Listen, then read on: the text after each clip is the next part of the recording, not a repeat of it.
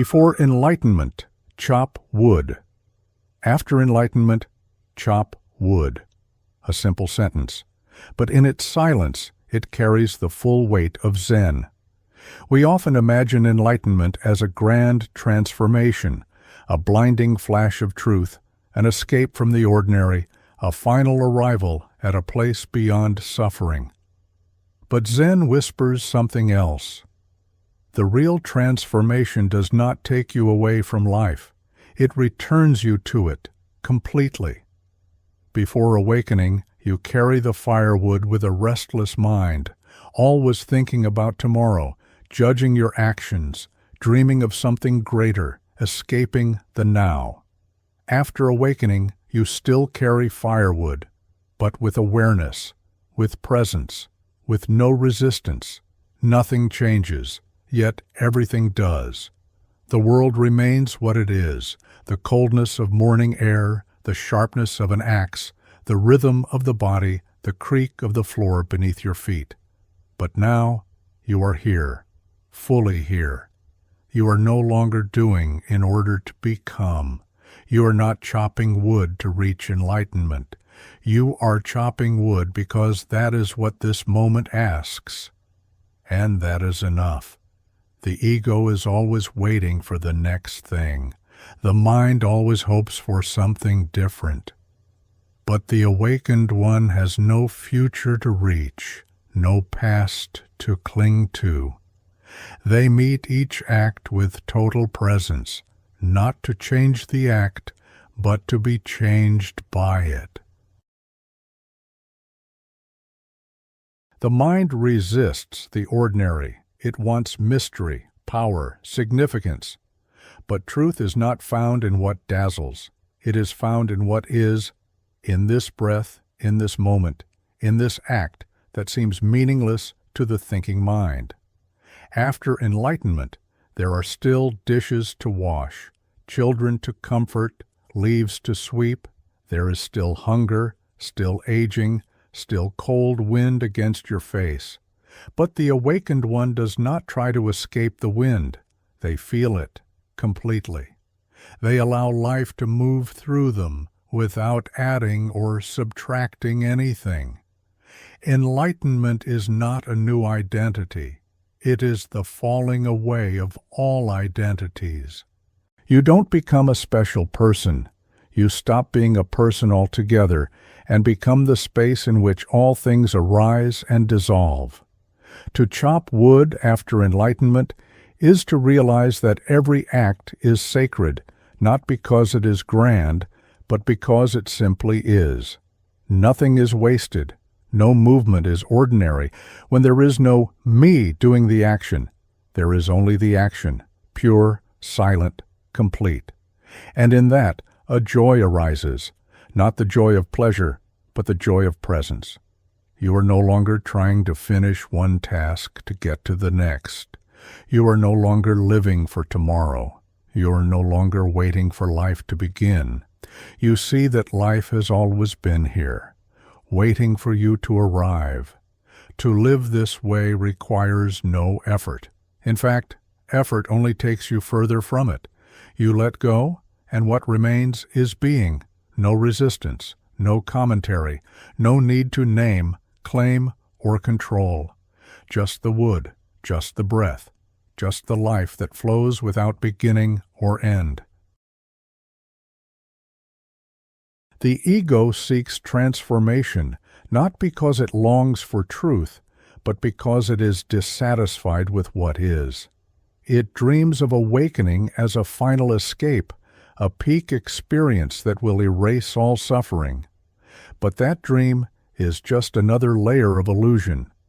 True awakening doesn't remove you from life. It drops you so deeply into it that even pain becomes transparent. Even grief becomes spacious. It is not the end of sadness, but the end of identification with the one who is sad. It is not the end of thought, but the end of being lost in thought. You still chop wood, but now the chopping is not for an outcome, it is for itself. You still walk, eat, speak, sleep. But now These things are not steps toward something greater. They are the greater thing itself. You see, the sacred was never hidden. It was never elsewhere. It was in every moment you overlooked because you were trying to get somewhere else. The silence you long for was already behind the noise.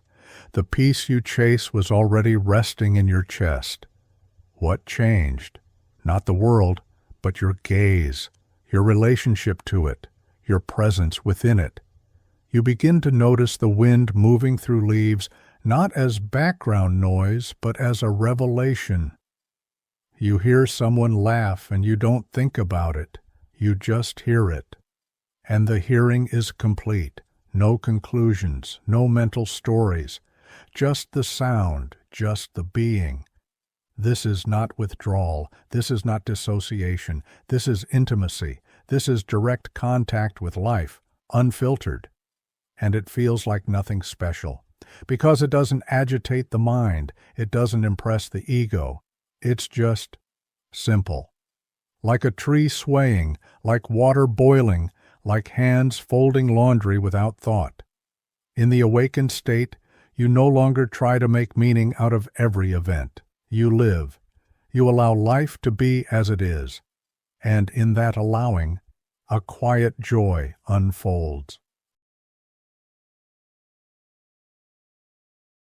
There is no climax to awakening, no grand finale, no fireworks or divine announcements. Instead, there is stillness. The stillness of peeling a fruit, of tying your shoes, of hearing the kettle boil and not needing anything more. The ego might call this boring. It will say, surely this can't be enlightenment. Where are the visions, the bliss? But reality doesn't answer the ego's questions. It just continues, softly, eternally, like breath flowing in and out. You begin to realize there's no difference between the sacred and the mundane. Only your perception made them separate. Before awakening, you wash the dishes while thinking of tomorrow. After awakening, you wash the dishes while washing the dishes. And that's the miracle. That's the revolution. Because within that simplicity, you find a joy that does not depend on outcome, a freedom that does not need escape, a silence that isn't forced. It's natural. Like sunlight on skin, you no longer live life as a means to an end. There's nothing to attain, nothing to prove, nothing missing. This is what the Zen masters point to with their strange phrases, their paradoxes. They are not trying to confuse you. They are trying to bring you back to this, to now, to the breath, the body, the chopping of wood, the carrying of water. Because only in this direct seeing does the illusion of awakening as a future event dissolve. You stop waiting for life to begin. You stop trying to arrive. And you see, at last, you were never outside the garden. You just forgot to look. So, chop wood, carry water. Let presence infuse every motion. Not to become enlightened, but because this, right here, is the infinite. No path, no goal, just being, just this.